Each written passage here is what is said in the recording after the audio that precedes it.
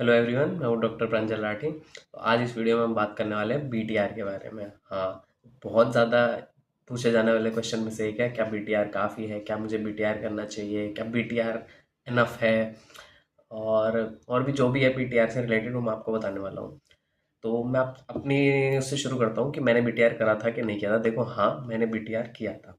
ठीक है। मैं जब अपनी इंटर्नशिप में था, तब जो जैनब मैम थी हमारी, वो अनअकैडमी में पढ़ाती थी। तब उनका ऐसे सेरिबेलम लॉन्च नहीं हुआ था, ये 2022 की बात है। तब मैंने जो बीटीआर था वो अनअकैडमी से किया था। उस टाइम जो है अनअकैडमी पे मैम जब मैम पढ़ाती थी, तब मैंने ना पूरा बीटीआर नहीं कर पाया था मैं, क्योंकि मैम के लेक्चर्स ना बहुत बड़े बड़े होते थे। तब मैम थोड़ा धीरे धीरे पढ़ाती थी। तो मैंने कुछ टॉपिक्स बीटीआर से किए थे, लेकिन बात ये थी कि मुझे पर्सनली जैनब मैम का टीचिंग स्टाइल बहुत अच्छा लगता था। वो जो जो पढ़ाती थी, मतलब इंटरेस्ट बनता रहता था और मैं वो पढ़ता रहता था। तो ये हुई मेरी बात। अब मैं आपके लिए बताता हूँ कि बीटीआर करना चाहिए कि नहीं। बिल्कुल करना चाहिए, इसका आंसर है हाँ, बिल्कुल करना चाहिए। दूसरा क्वेश्चन है कि इज़ बीटीआर इनफ? नहीं, बीटीआर खाली अपने आप में इनफ नहीं है, वो आपको एड ऑन की तरह करना चाहिए अपने बाकी रिसोर्स के साथ। ठीक है। जैसे आप या तो मैरो पढ़ रहे हैं, प्रेपलेडर पढ़ रहे हैं, सेरिबेलम, कोई भी आपके जो नोट्स बने हुए हैं उनको आप अच्छे से पढ़िए, उसके साथ बीटीआर को ऐड ऑन कीजिए। ठीक है। मैं इंपॉर्टेंस बता देता हूँ बीटीआर की अब। ठीक है, कि बीटीआर की इंपॉर्टेंस क्या है एक्चुअली में। देखो, होता यह है कि जो बीटीआर है क्या, उसमें जो है मैम ने 300-400 पेजेस में सारा सिलेबस कवर किया हुआ है, 19 के 19 सब्जेक्ट। और वो पॉइंट हैं जो आपको बिल्कुल बिल्कुल मिस नहीं करना है। ठीक है। 200 क्वेश्चन आते हैं नीट पीजी एग्जाम में, INICT में भी 200 क्वेश्चन आते हैं। तो आपके उन 200 में से जो 60-70 क्वेश्चन ऐसे होते हैं जो हर बार सेम टॉपिक से सेम रिपीट्स टाइप जैसे होते हैं, मतलब टॉपिक वही रिपीट होते रहते हैं, उनसे आते हैं। और उसमें से काफ़ी कुछ जो होता है वो बहुत वॉलेटाइल होता है। तो आप उनको ना भूल जाओ बार बार। एक तो इसलिए आपको बीटीआर ज़रूर करना चाहिए। वो टॉपिक आप बार बार, क्योंकि बीटीआर जो है कम ड्यूरेशन का है, कम पेजेस का है, उसको आप बार बार रिवाइज कर सकते हो। तो वो जो टॉपिक्स हैं आपके, जो 60-70 70-80 क्वेश्चन जो हैं, वो आपको अच्छे से आने चाहिए। क्योंकि अगर आप उन क्वेश्चंस में गलती करोगे तो आपकी रैंक बहुत एकदम कम हो जाने वाली है। क्योंकि अब कंपटीशन इतना बढ़ गया है कि आपको 150-160 प्लस जो है करेक्ट करने होते हैं 200 में से। तो अगर आप उसमें सिली मिस्टेक कर दोगे, या आपको वो चीज़ें याद नहीं रहेंगी जो बाकी सब सही कर रहे हैं, तो आप कहीं ना कहीं लॉस पे होंगे। तो एक तो उन पॉइंट्स के लिए बीटीआर ज़रूरी है। दूसरा, बीटीआर में जो मेडिसिन वाला पार्ट है, ऑल्दो मेडिसिन एक अपने आप में बहुत वास्ट सब्जेक्ट है, लेकिन जो मेडिसिन वाला पार्ट है, इंटीग्रेटेड मेडिसिन करके जो है मैम ने जो पढ़ाया हुआ है, तो उसमें जो है मैम ने काफ़ी अच्छे से कॉन्सेप्ट बताए हैं, वो वाले जिन पे क्वेश्चन रिपीट होते हैं और जो समझने बहुत ज़रूरी है। ठीक है। तो वो वाले भी ज़रूर ज़रूर हमें देखना ज़रूर है, मतलब इंटीग्रेटेड। अब उसके बाद अगर मैं बात करूँ बोनस बीटीआर की, तो देखो, मैंने पर्सनली बोनस बीटीआर नहीं किया था, लेकिन एक दो लेक्चर ऐसे देख के देखे थे। उसमें जो है काफ़ी एक्स्ट्रा एक्स्ट्रा पॉइंट है। तो देखो, अगर आपके कोई ऐसे सब्जेक्ट हैं जो आपने अपने मेन नोट से नहीं कर रखे हैं, या फिर जिनको आपको नहीं करना है, जैसे माइनर सब्जेक्ट हो गया, कोई एनेस्थीसिया हो गया, साइकेट्री हो गया, डर्मेटोलॉजी हो गया, जिसके लिए आप चाहते हैं कि यार मैं अपना मेन सोर्स, मेरे पास कुछ ऐसा है नहीं वैलिड सा, उसके लिए मैं क्या करूँ, तो उसके लिए आप बीटीआर के साथ बोनस बीटीआर ऐड कर लो, तो आपके एक्स्ट्रा पॉइंट्स आ जाएंगे। लेकिन एक सजेशन रहेगा, जो बहुत इंपॉर्टेंट से सब्जेक्ट है ना, मेजर सब्जेक्ट, जैसे physiology, pathology, pharmacology, PSM, surgery, obsgynae, मैं हमेशा अपनी वीडियो में बताता हूँ कि 6 सब्जेक्ट बहुत इंपॉर्टेंट सब्जेक्ट जो होता है। इसके लिए आप खाली बीटीआर बोनस बीटीआर पे बिल्कुल रिलाय मत करना, क्योंकि ये सब्जेक्ट आपका कोर बनाते हैं। तो ये सो आपको अच्छे से आने ही आने चाहिए। इसके लिए बीटीआर बोनस बीटीआर बिल्कुल इनफ नहीं है। ठीक है, मैं साफ बता देता हूँ, इसके लिए तो बिल्कुल इनफ नहीं है। लेकिन आप मुझसे पूछो कि बाकी सब्जेक्ट्स के लिए, तो मोस्ट ऑफ माइनर सब्जेक्ट्स के लिए तो बीटीआर इनफ है। BTR plus bonus BTR enough है। अगर आप जैसे साइकेट्री और एनेस्थीसिया, डर्मा, रेडियो ऐसे सब्जेक्ट के लिए कर रहे हैं, ठीक है, क्योंकि उनसे क्वेश्चन तीन चार 4-5 क्वेश्चन मैक्स आते हैं, और वो क्वेश्चन आपके बीटीआर प्लस बोनस बीटीआर से हो जाने चाहिए। ठीक है। लेकिन फिर भी सजेशन तो ये रहेगा कि आप अपना प्रॉपर टीचर जो है उस सब्जेक्ट का, उससे पढ़ें। मैम पे आप रिलाई कर सकते हैं। वैसे तो मैम बहुत अच्छा पढ़ाती हैं, और जो है समझ भी आपको सही से आ जाएगा। आप कर सकते हैं बीटीआर। ठीक है, कोई दिक्कत नहीं, बीटीआर बोनस बीटीआर भी कर सकते हैं, लेकिन बस एक सजेशन रहेगा, खाली बीटीआर बोनस बीटीआर पर रिलाई ना करें। ठीक है। ये आपको ऐड ऑन करना है, और यही जैनब मैम भी कहती हैं। तो अगर आप मुझसे पूछें कि बीटीआर करना मस्ट है क्या, इस बीटीआर मस्ट टू डू, तो इसका आंसर तो है नहीं। ठीक है, आप बिना बीटीआर के भी अच्छी रैंक ला सकते हैं, लेकिन मोस्टली जो मैं देख रहा हूँ, जो रैंकर्स हैं, उन्होंने मोस्ट ऑफ ने बीटीआर किया हुआ था, क्योंकि वो ना सप्लीमेंट करता है आपकी प्रिपरेशन को। आपकी जिस लेवल की भी प्रिपरेशन हुई हुई है, उसमें कुछ ऐड ऑन ही कर देता है। एक तो अगर आपने मान लीजिए वो वॉलेटाइल पॉइंट्स जो मैम ने बताए हैं वो ऑलरेडी पढ़े हुए हैं, ठीक है, मान लिया पढ़े हुए हैं, लेकिन आप बीटीआर में जब उसको बार बार पढ़ोगे, एक तो बीटीआर क्योंकि है ऐसा जिसको आप बार बार रिवाइज कर सकते हो, तो आपका अच्छा रहेगा, ठीक है। और मैं कहूँगा आप बीटीआर जो आप करें वो सेरिबेलम वाला जो बीटीआर है उससे ही करें, अनअकैडमी वाला ना करें। ऐसा मैं क्यों कह रहा हूँ सुनो, क्योंकि जब अनअकैडमी में मैम बीटीआर पढ़ाती थी, मैंने पढ़ा है खुद, तो एक एक घंटे के जो लेक्चर्स होते थे उसमें जो टॉपिक्स कवर होते थे ना वो बहुत बहुत कम होते थे। मतलब मैम की भी टीचिंग जब शुरू ही हुई थी उसके बाद मैम ने खुद को इतना इम्प्रूव किया है कि अब मैम कम टाइम फ्रेम में बहुत ज़्यादा टॉपिक कवर कर लेती है। तो अब आपको जो ये नया वाला बीटीआर है ना इस पे आना चाहिए।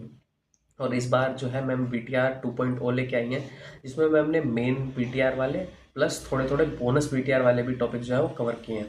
तो आप उसको कर सकते हैं, उसमें तो आपको और ज़्यादा अंडरस्टैंडिंग मिल जाएगी सब्जेक्ट के बारे में, जो भी सब्जेक्ट आप उससे पढ़ेंगे। तो ओवरऑल यही है, देखो बीटीआर अच्छा है, मैंने भी किया था, मोस्ट ऑफ द टॉपर्स करते हैं, ठीक है। अब जिन्होंने बहुत ही अच्छे से फर्स्ट सेकंड ईयर से पढ़ाई की हुई है, सब मैरो प्रेपरेटर वगैरह जो है, जो भी उन पे सोर्स था बहुत अच्छे से किया हुआ है, क्वेश्चन किए हुए हैं, जीटी सब कुछ किया हुआ है, तो उनके लिए हो सकता है कि बीटीआर मतलब ऐसे मैटर ना करे।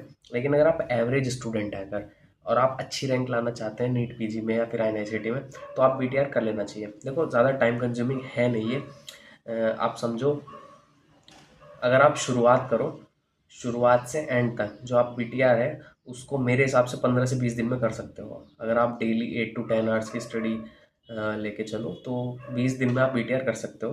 फिर उसके बाद रिवाइज कर लो उसको, पहली रीडिंग मतलब 5-10 दिन में, 10 दिन में, 5-7 दिन में आप कर सकते हो। फिर ऐसे धीरे धीरे करके आपको 3 दिन तक ला सकते हो आप, कि अब मैं 3 दिन में पूरा बीटीआर रिवाइज कर सकता हूँ। अब सोचो अगर आप 5-6 बार आपने रिवाइज कर लिया और उसके बाद आप ऐसा ले आए कि मैं 2-3 दिन में जो है पूरा बीटीआर रिवाइज कर सकता हूँ, तो कितना अच्छा है आपके लिए कि आप 19 के 19 सब्जेक्ट के जो इंपॉर्टेंट वॉलेटाइल पॉइंट्स हैं, और मतलब मैम को ज़्यादा अच्छा पता है हमसे, क्योंकि हम तो अब 1 साल 2 साल ही तैयारी कर रहे हैं बस, मैम ने तो कब से देखते आ रही है, तो उनको और अच्छे से पता है क्या टॉपिक्स हैं। तो सोचो आप वो टॉपिक्स पूरे 19 के 19 सब्जेक्ट्स के 2 से 3 दिन में रिवाइज कर सकते हो, तो ये मतलब अपने आप में बहुत अच्छा है, ठीक है। तो मैं तो यही कहूँगा कि आपको बीटीआर ज़रूर करना चाहिए, ठीक है। सेरिबेलम वाला कर लें, लेटेस्ट करें तो ज़्यादा अच्छा है, क्योंकि मैम ने भी अपनी टीचिंग को इतना अच्छा कर लिया है, मतलब पहले भी बहुत अच्छी थी। जब मैं अनअकैडमी में पढ़ता था मैम से कभी कभी लेक्चर देख लेता था, जब पढ़ाई का मन नहीं है तब अनअकैडमी खोल के 1-2 लेक्चर देख लिए मैम के, सभी एक फ्री होते थे बीटीआर वगैरह, तो वो देख लेता था, तो मुझे बड़ा अच्छा लगता था। तो अभी जब 24 में मैंने अपनी तैयारी की तो मैंने पूरा बीटीआर एक बार फिर से किया जो सेरिबेलम वाला था, और मुझे 10 दिन लगे होंगे पूरा बीटीआर खुद से एनोटेट करने के लिए। आप नोट्स मंगा, या तो आप सेरिबेलम से मंगा सकते हैं या फिर बाहर से भी जो है ऑर्डर कर सकते हैं, नोट्स वगैरह आप मंगा सकते हैं जैसे भी, और उसके बाद उसको एनोटेट खुद से करें तो ज़्यादा बेटर है। क्योंकि मैं देखता हूँ टेलीग्राम वगैरह पे बहुत सारी ऐसी फाइल्स हैं जो मतलब स्टूडेंट्स जो है पोस्ट कर देते हैं कि ये है, वो उनके एनोटेटेड होता है, तो उससे पढ़ना आपको ज़्यादा अच्छा रहेगा नहीं, आप खुद से एनोटेट कर लें, बहुत ज़्यादा टाइम नहीं लगेगा। हाँ 10 दिन आपको समझ लो, आप रोज़ 8-10 घंटे पढ़ोगे तो मेरे हिसाब से 10 दिन में आप आराम से ये कर लोगे, ठीक है। 10 किसी को 12-15 दिन लग जाएंगे, बट ये काफ़ी वर्थ इट है। हाँ अब इज़ बीटीआर एनफ, इसका आंसर तो नो है, खाली बीटीआर तो एनफ नहीं है। अब दूसरा क्वेश्चन मैं पूछता हूँ, इज़ बीटीआर वर्थ इट, तो इसका आंसर बिग यस है कि हाँ वर्थ इट तो ये है, अच्छे से है, ठीक है। मेरे हिसाब से तो आपको ज़रूर करना चाहिए। ऐसे ऐसी वीडियोस हैं कि बीटीआर से कुछ नहीं होगा, ये है वो है, ऐसा कुछ नहीं है, बीटीआर सच में बहुत अच्छा है, ठीक है।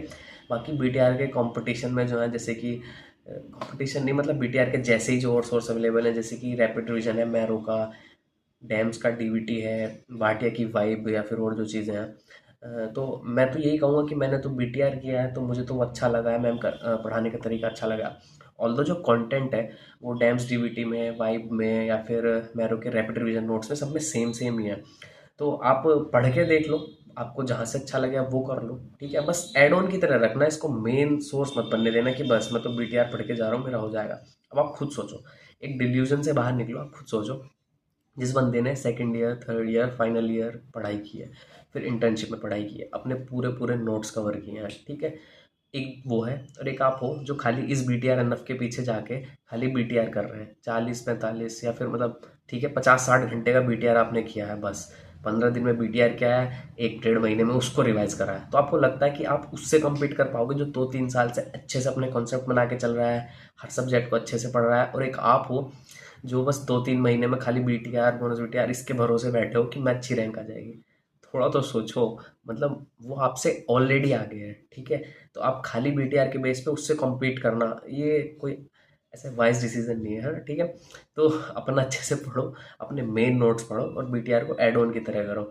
इस बीटीआर एनफ के चक्कर में अगर रहोगे, खाली बीटीआर करके जाओगे तो नहीं आने वाली रैंक, ठीक है? एक दो एक्सेप्शन आपको मिल जाएंगे कि हाँ खाली बीटीआर किया था आ गई रैंक, बट मैं बताऊँ वो एक्सेप्शन भी कौन सा होता है? वो होते हैं जिन्होंने ऑलरेडी अपने जो एमबीबीएस के ईयर्स होते हैं ना उसमें अच्छे से पढ़ाई की होती है, ठीक है? सेकंड थर्ड ईयर में वो या तो टॉपर्स होते हैं या फिर मतलब जो भी है एवरेज से अबव ही होता है, ठीक है?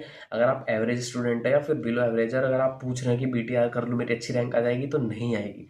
खाली बीटीआर करके तो बिल्कुल नहीं आएगी। ये आप मान के चलो, इस डिल्यूजन से बाहर निकलो कि मैंने तो बीटीआर कर लिया है, ये 500-600 पेज पढ़ लिए हैं बस, 19 के 19 सब्जेक्ट मेरे रेडी हैं, मैं अच्छी रैंक ले आऊँगा। तो ऐसा नहीं होने वाला है। तो प्लीज़ आप जो है अपना मेन सोर्स करो अच्छे से, बीटीआर उसको ऐड ऑन करो और तब जो है एग्ज़ाम देने जाओ, आपकी बहुत अच्छी रैंक आएगी। इसके अलावा जितने भी डाउट हैं वो मैंने सब इस वीडियो में कवर किए हैं, आप इसको देख सकते हैं, ठीक है? और कुछ हो तो कमेंट कर सकते हैं, ठीक है? Thank you. और सब्सक्राइब कर लेना, ठीक है? Thank you.